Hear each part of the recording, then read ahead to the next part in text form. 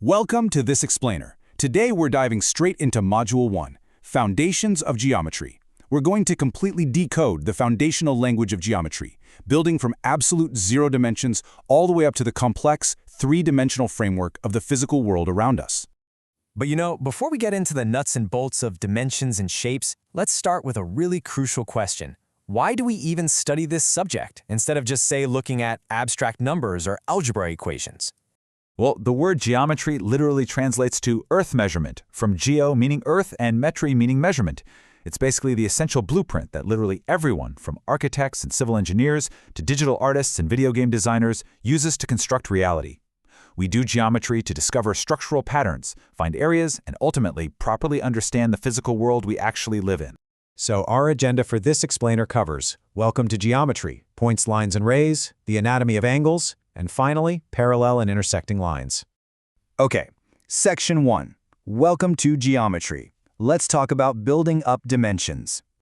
Think of this progression as a kind of dimensional escalator. It perfectly illustrates how we build up the physical universe from scratch. So we start right at step 1 with a point.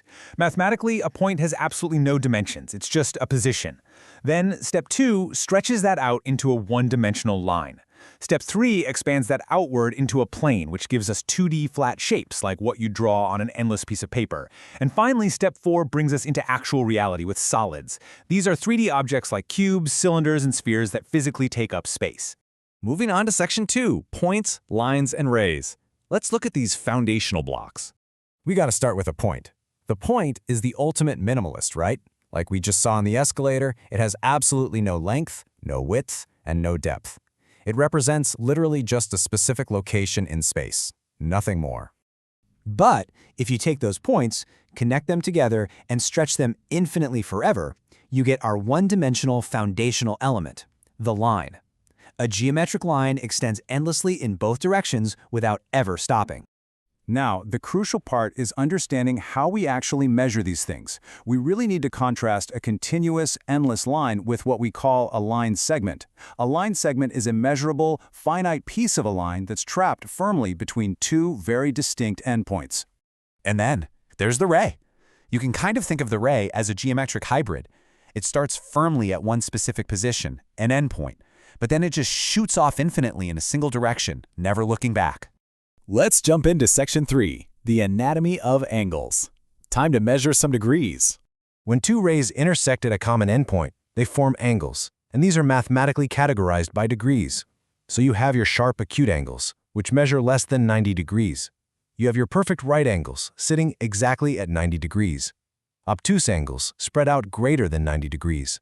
If the rays point in completely opposite directions, they form a straight angle, exactly 180 degrees. And finally, if a ray sweeps all the way around, it creates a complete full rotation of a whopping 360 degrees. To visualize this in the real world, just picture yourself gradually opening a door. As it swings on its hinges, you're physically expanding the angle.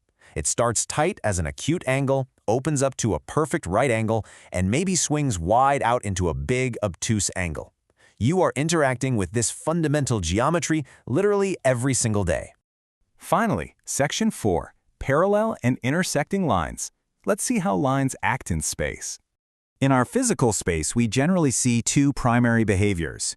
Parallel lines are lines that travel perfectly together, side by side, and literally never touch. Think of railway tracks, or the blue lines on your notebook paper. Intersecting lines, on the other hand, are destined to cross each other's path, much like a zebra crossing painted right onto a busy street. Now, when these two concepts combine, something really amazing happens. When you have two parallel lines cut by a single intersecting line, which we call a transversal, you create this fascinating, highly predictable geometric system. That single transversal crossing those parallel tracks instantly creates 8 distinct angles, which are usually labeled A through H. And those angle rules we just learned, they apply perfectly to transversals, organizing these intersections beautifully. For example, alternate interior angles, like the ones labeled C and F on this chart, are exactly equal to each other. Corresponding angles, positioned in the exact same corner at each intersection, like A and E, are also equal. And supplementary angles, like C and E, sit on the same side and will always add up to perfectly equal 180 degrees, effectively forming that straight angle we talked about a minute ago. This underlying logic shapes absolutely everything around us. So I want to leave you with a quick challenge. Look away from your screen right now and just try to identify the rectangles, the parallel lines, and the right angles that literally built the room you're sitting in. Can you spot the geometric framework? I mean, is there a single part of your reality that wasn't designed using this exact language?